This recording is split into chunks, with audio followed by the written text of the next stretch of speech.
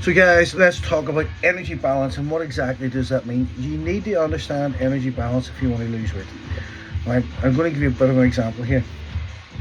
So let's say, for example, somebody put on over a 3-year period 2.5 stone, which is the normal rate in which someone, you hear people saying, oh, the weight just creeped on.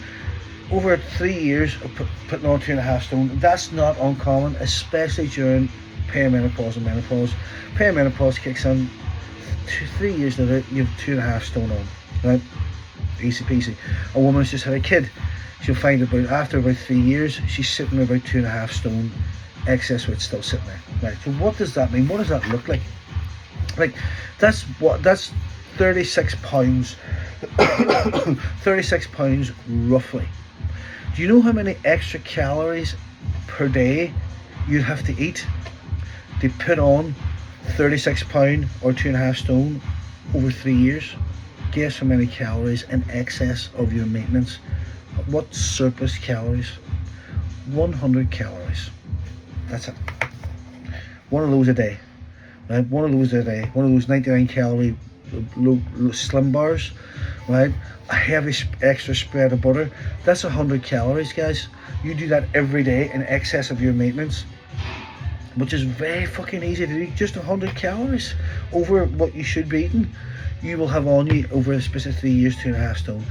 But conversely, if you can reduce 100 calories a day for 3 years, you'll lose 2.5 stone. So you have to understand the numbers here. Right, now when I say above your maintenance, you got to understand what your maintenance calories are, and understanding that the reason why we talked about the perimenopause and the menopausal weight gain is because your metabolism will down-regulate itself by about 10% every year during the perimenopause, which equates to roughly 100 calories. So let's say in that example of a woman getting the perimenopause, her diet's actually pretty good and she doesn't have a weight issue, and she's consuming, say, 2,000 calories a day every day, healthy food, nothing. She's looked after herself, she goes to the gym, she's eating 2,000 calories a day, but her weight's maintained. She's maybe 9-10 stone. She's happy with her weight at the start of this example, exercising 2 to 3 times a week, going for walks, having good healthy food. But because of the downturn in her metabolic rate, she's now in excess of 100 calories. Well, her metabolism used to be 2,000 calories per day. It's now 1,900 calories per day. So that means she's now got a surplus of 100 calories a day, every day. 2.5 years later, 3 years later, she's got 2.5 stone on. Where the fuck did this come from, right? It's energy balance. You've got to understand it. So understanding that 1 pound of weight has got 3,600 calories, 3,500, 3,600 calories. Say 3,500 calories. It's close to that. So that means if I have a calorie deficit of 500 over 7 days, I'll burn a pound a week. So see, when I hear women say doing challenges like this, for example, right, and they go, oh, I only lost 6 pounds. Like, I'm happy enough with that. Jesus Lord Christ, do you know how many calories that is that you burnt to get 6 pounds?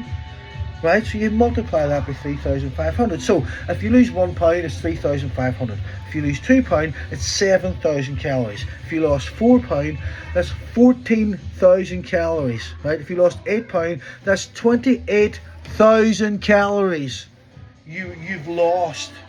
Right, so you have to understand the numbers if you're going to use the scales as some sort of parameter for weight loss, and you've got to understand what that fucking means, right? So if you lost 2 pounds, that's 7,000 calories you were in a deficit. That means you were down 1,000 calories a day to lose 2 pounds. So you got to reduce from your maintenance 1,000 calories a day every day for 7 days to lose 2 pounds. And some women will be raging that they only lost fucking 2 pounds. You gotta understand the numbers here, people, right? So when someone like a coach like myself says, right, we're going to aim for a diet that loses a pound or 2 pounds a week, and you think, I want to lose more than that. How? And under Christ, you're going to lose more than that? This is when we do something like a fast. It's very, very intensive. It's very hardcore for 5 days. Yes, but the amount of calories that we're dropping, like we had an eating window yesterday, we've an eating window today. Tomorrow's eating window is going to be 4 hours, and that'll be Wednesday, Thursday, Friday. You're down to 2 hour eating window. So if you can fit in 1,000 calories in 2 hours, you've dropped 1,000 calories you're in a 1,000 calorie deficit. Does that make sense? So you got to understand the numbers when we're talking about energy balance here, people. But if we drop our energy, like we could do a 500 calorie diet. You're eating 500 calories a day every day, but your body's got a. This is what you have to remember. Your body's got a built-in survival mechanism, called a metabolic adaptation. Your body will adapt to the amount of calories it's coming. It's called homeostasis. It's finding balance in your environment. So if I'm dropped into the jungle, and food's very hard to scarce, very scarce and very hard to find. After a few days, probably about a week, maybe a week and a half, my energy output will adapt to the energy input. So for example, if I can only find 1,000 calories a day, my metabolic rate will adjust that I only really burn close to that so that I don't die, right? It's called survival. So you have to understand this sequence of events that happened. That's why your metabolism drops to the calories coming in. That's why weight loss in a diet, the weight loss slows down, because your body adapts to the calories coming in and it'll adjust the calories going out. For example, one of the things that it will adjust is your NEAT, your non-exercise activity thermogenesis. It will make you tired, it will make you lazy, it will make you grumpy, and it will make you not want to fucking move very much. So your energy expenditure is going to drop to try and match the energy coming in, right? This is why we have two tools that we can use to lose weight. One, a calorie deficit, but two, extra energy expenditure. Going to the gym, walking more, moving more. So if we create a slight calorie deficit with the food we're eating, and we create a more calorie deficit with the energy that we're using, right, we'll burn more overall calories without the detriment of the metabolic adaptation, especially if it's resistance training. We're conserving or preferably hopefully building muscle tissue. We'll need protein, so we're ramping up the metabolism as we slowly decrease the amount of food coming in. Because remember, you have a maintenance for a reason. This is how much energy I need to function optimally, healthily, right? Hormonal function, muscular function, digestive function, brain function, sleep function. So if your maintenance is 2,000 calories, it's 2,000 calories for a reason, because that's what you need to live. So if we go into a calorie deficit, you're starving your body of something, of energy, of something. Now hopefully the body will be smart and say, right, I'll tap into the body fat and I'll use that. But remember, from a survival point of view, in your fat cells there's a hormone called leptin, right? And the hypothalamus in the brain is basically a computer factory in the brain. It's picking up everything that's happening in your blood. Where's the estrogen? Where's the testosterone? Where's the ghrelin? Where's the leptin? You know, what's happening here? Where's T3? Where's T4? What's all happening with the thyroid? So the hypothalamus in the brain is picking up all these things, right? And it dictates to the other parts of the body through other hormonal signals what should happen based on what's going on in your blood at the moment. So it says, right, there's a lot of leptin here. That means that I'm burning a lot of body fat. If I stay on this trajectory or route or journey, I could potentially fucking die. Because a lot of leptin getting released down here, that means I'm burning a lot of my stored energy. Energy I went to trouble to store to keep us alive in cases of famine or starvation or deprivation. Right, I'm going to have a wee word with the thyroid, and I'm going to downturn metabolic regulation, right, to make sure that we don't burn body fat. I'm going to talk to the brain. I'm going to say, go on, slow down for me, reduce NEAT activity, make my person a wee bit tired and a wee bit grumpy, so they're not wild active, so I don't burn too many calories, because I'm tapping into all reserves here, right? This is why something like the 5-day challenge works really well. 5 days is not enough for metabolic adaptation. We can hammer it, put the foot in the pedal, burn as many fucking calories as possible from body fat, preferably not muscle. If we do the protein right and we train with resistance training, we shouldn't burn any muscle in 5 days. It's all body fat, and then we relax. We go back to maintenance for 3 weeks. Then we hit it again. Boom. So there's no metabolic downturn. We call it a diet sprint. There's no metabolic downturn. And we're not always chronically dieting, which again, we get into metabolic damage and this all stuff, and the body doesn't want to burn fat at all. Right? We get tired, we get grumpy, we get lethargic, our libido crashes, everything just goes because hormonal function is just not working, because we're constantly in this caloric deficit. When in a calorie deficit, you're depriving your body of nutrients. So if we do a 5-day challenge and we nail it, bang, half a stone gone, bang, relax for the rest of the week, the rest of the month.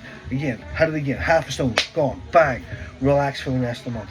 we get the advantage of the big fat burning, but we don't get the downturn in the regulation or the over burning muscle tissue. Does that make sense? Life becomes happier and more enjoyable. Oh, I'm going to look forward to my 5-day challenge because I'm going to burn as much fat as I can, and then I'm going to feel really good, because once you go into a caloric deficit, you do start to feel grumpy.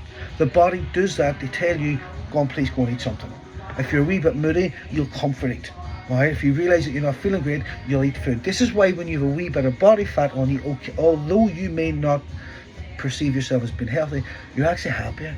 People with a wee bit of weight are happier within themselves. I'm not talking about excess weight, right? That's different. But the body likes to be in that comfort zone. It likes to be in a state of homeostasis. It likes energy balance. I'm giving you 2,000 calories, you're eating 2,000 calories. Happy days. We feel really good. Your nervous system's good, your hormonal function's good. So this is why when we constantly drop into this caloric deficit, we don't feel great and hormonal function's not great. Alright? So this is why these diet sprints or these 5-day challenges work really well. Give it everything you've got, burn as many calories as you can, chill out, relax, feel good, feel great. I'm not always in a diet. People say to me, fuck, you've lost weight in your diet. No, I'm not actually. No, I'm doing a challenge, a 5-day challenge once a month. And it's hard, but it's good. I get to challenge myself. I get a wee dopamine hit. I get that reward sense of, fuck, I've done well, great sense of achievement. Fantastic, let's relax. Rather than constantly dieting week after week after week, living by the scales, going, oh, fucking nothing moves this week. Oh, I've put on a pound. Oh, Jesus, I feel like shit. Oh, I'm no good at this. We don't want to live like that. You're never going to lose weight and keep it off at that. So understanding energy balance, understanding calories, we need to create a caloric deficit to lose weight. The deeper into caloric deficit for a longer period of time we go, we get metabolic adaptation, which means our metabolism starts to adjust to the number of the calories. Therefore we don't lose weight because we're no longer in a caloric deficit. For example, we drop a 500 calorie deficit, we start losing a pound a week. We keep doing that for about a month.